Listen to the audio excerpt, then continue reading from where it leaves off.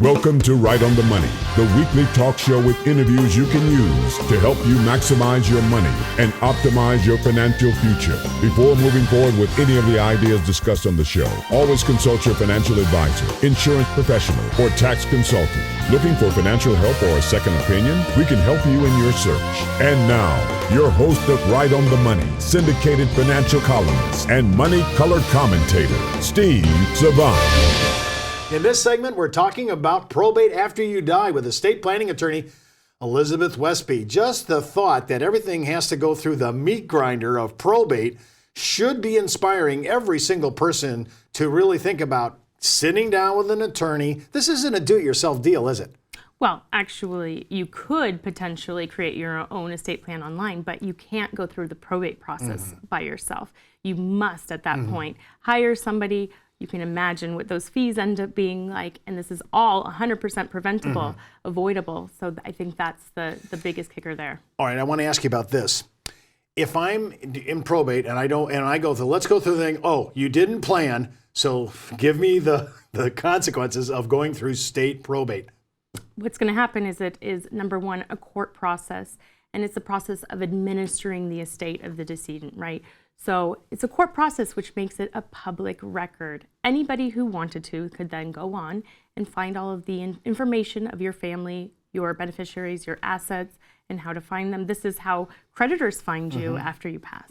And are they going to assign an attorney or somebody to help in this case? No, you have to hire somebody, and that's the other part. So the probate court is going to hire somebody to do this? No, you as the individual have to hire the beneficiary attorney as the beneficiary. That's so right. I'm paying probate costs. How big is that? It depends on the time in the estate. If somebody's coming in and contesting the will or has another issue or tries to remove the personal representative, it could be years. It could be thousands and thousands of dollars. We're talking $30,000, $50,000. It really just depends on the size of the estate. But you're looking at time, costs, and of course it's so public.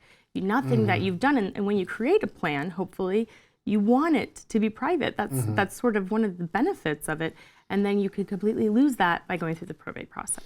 Okay, so I'm looking, it's going to be on the public record. Don't like that. No. Yeah, it's going to take time now. I should have took time before, but I didn't. Now the beneficiaries have to take their time. And we're talking about costs. If by doing some preemptive planning, how are we saving some serious money here? Absolutely. If, for example, a simple will for one individual is, let's say, $900. It could be $1,500, depending on who you go to.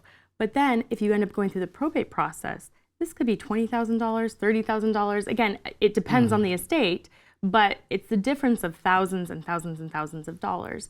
So it's absolutely proactive to go ahead and get yourself an estate plan while you have the time and opportunity. Now, Elizabeth, we're recording here in Phoenix, Arizona, and Arizona is a common it's a community property state. So but there's many states that are not. Is there a difference in probate between those two? Well, there's one major difference I would have to say is that the community property states automatically expect that you want half of your estate to go to your spouse. This makes sense. And we like that if this is our first spouse, if we don't have children from another marriage. But if you had children from another marriage, then you would effectively possibly be disinheriting your children. But if your situation is where both of you are coming to the table for your second marriage, you both have your own assets, you have children from other marriages, it's important to make sure you put that plan in place. Otherwise, through the probate process, you could be losing a substantial amount of those assets to the spouse. So if I just heard you, I just heard a little bell go off in my head.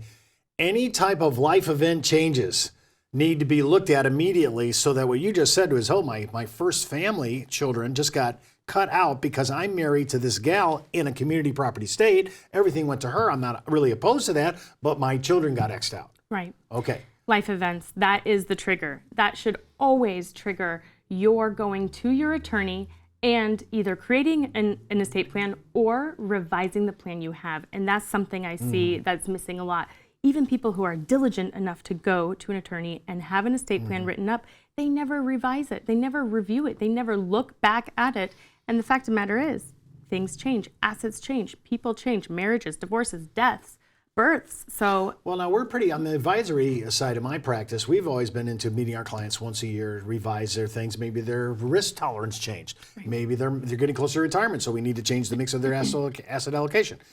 How many times should I start planning? Once I did it once, and I need to make alterations in my assets, or I had a life event, does a life event automatically trigger why I should meet? And if I don't have a life event, should I at least do it once a year to look at it? I think it's really prudent, of course, for at least once or every couple of years to look at it. And if you have a relationship with an attorney, most times that attorney will do it free of charge. It costs you nothing. You can just say, hey, I bought and sold here. I have this exchange here. This happened in my life. And they can just look at it and make sure you're still good to go. Okay, so let's say I make my decision. I don't want things to go to probate. I'm going to do the deed. I'm going to meet with my attorney. I'm going to display all my assets. I'm talking about personal. I have to choose an attorney. How do you go through that gauntlet?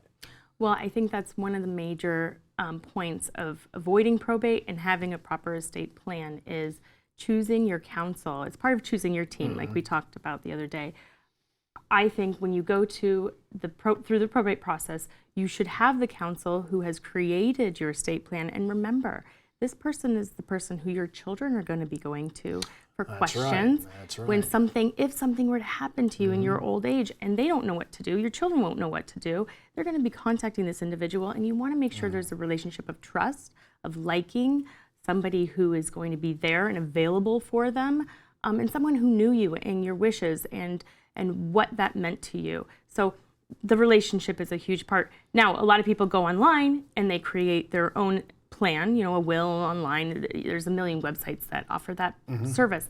And I think that is good to have something. But what you're missing there is that relationship with the attorney and really the money that you spend on, creating the estate plan is paid out over your lifetime of this relationship with the counsel. When I first came into this business in the early 80s, attorneys there was a percentage of the total assets in the estate. That was the name of the game. Now it's all on billable hours. If I'm going to an attorney, and let's say I'm basically middle class, many of our viewers are right down the middle class, maybe they're making 75 to 125, somewhere in that vicinity in income. What should they expect for a decent plan? And what can I do to mitigate the cost by gathering all the information properly in a good fact finder? Well, it's really two ways you can go about it. You could hire an attorney on an hourly basis, which is obviously very expensive depending on the attorney, where they practice, how much they charge, or you could hire an attorney on a flat fee basis. The flat fee is so good because you know what you're spending, you know what you're getting, and you know what you need to give.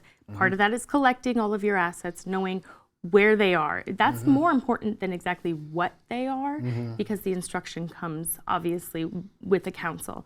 But knowing where your assets are, being prepared to give that to your attorney, and then having at least a basic plan written up is so important.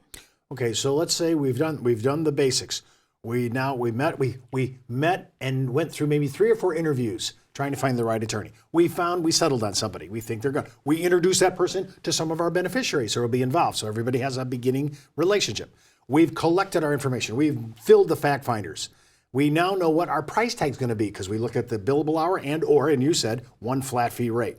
We're ready to go on this. My last question is if I have title issues, because we have assets that are in the wrong title, and sometimes you got to change these. Yes. How will I know? And in fact, actually, for our younger millennials, I always tell them, maybe you should talk to somebody now before you start titling things to get the idea of what's the proper ownership, so I don't have to be doing this in my 50s and early 60s. Well, now I'm going to have to go back to the community property issue. Thank goodness that we're in the community property state. Most homes are titled with joint tenancy, right of survivorship, meaning husband dies, wife automatically gets his half of the property. There's nothing that needs to be done. But what happens when wife dies, that's why if you build a trust, you can go ahead and title the property in the name of the trust, and the trust will effectively own that, pooling together all of your assets so that your successor trustee or your PR or your executor, whoever you choose to handle the estate, has everything pulled in one spot. And choosing the executor probably next to the attorney. That could be the next one that you have to vet. It could be a relative. It could be. Could be a child. Could be a complete stranger that you just want neutrality all the way down the line on this. And that's the beauty. There are fiduciaries that you can hire to handle it if you don't have a family member who you think could handle the process for you. Well, remember, if you're listening to our show on radio, iTunes, or a podcast, you can view the video version online at rightonthemoneyshow.com and request information right from this segment. For more information on this week's money topics, just go to our website at www.rightonthemoneyshow.com and follow Steve's daily postings on Facebook, Twitter, and LinkedIn. When it comes to retirement, money management, small business, insurance coverage, college funding, or budgeting, we have the interviews you can use.